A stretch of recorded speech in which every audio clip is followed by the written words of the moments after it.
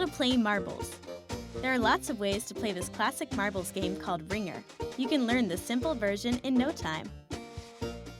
You will need 2 to 6 players, a smooth surface to play on, something to mark a circle with, like chalk on the sidewalk, a stick in the dirt, or a string on a carpet, 13 standard-sized marbles, and 1 shooter marble per player.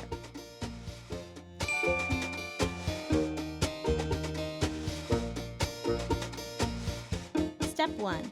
On your playing surface, draw or mark a circle that's anywhere from 3 feet to 10 feet across. The bigger your circle, the harder the game will be. If you're playing inside, use a piece of string that's about 9.5 feet long to make a circle that's 3 feet across.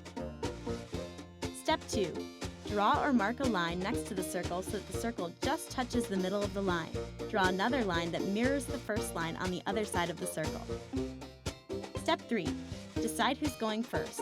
Each player should stand behind one of the lines and toss or shoot one marble toward the other line. This is called lagging. The person whose marble lands closest to the second line goes first. The next closest player goes next, and so on. Step 4. In the very center of the circle, set up the marbles in the shape of a plus sign. The marbles, which are also called nibs, can also be set up in a circle or scattered randomly.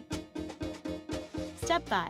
The first player kneels down anywhere outside of the circle, holding his shooter in one hand, with at least one knuckle touching the ground. This is called knuckling down. Get it? Step 6.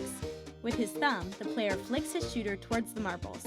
His goal is to knock one or more of them outside the circle while leaving his shooter inside the circle. Shooters are usually one of your favorite marbles and are usually a little bigger than 13 marbles in the circle. Step 7.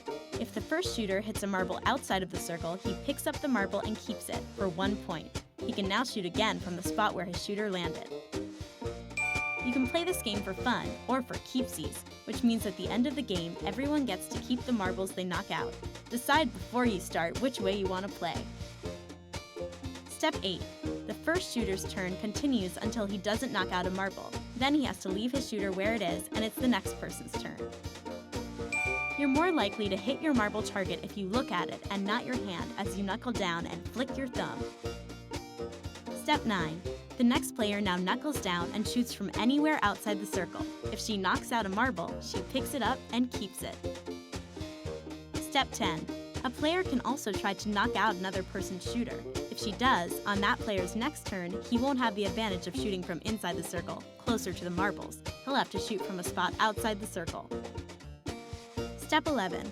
The game is over when all the marbles have been knocked outside of the circle. The player with the most marbles wins. Did you know?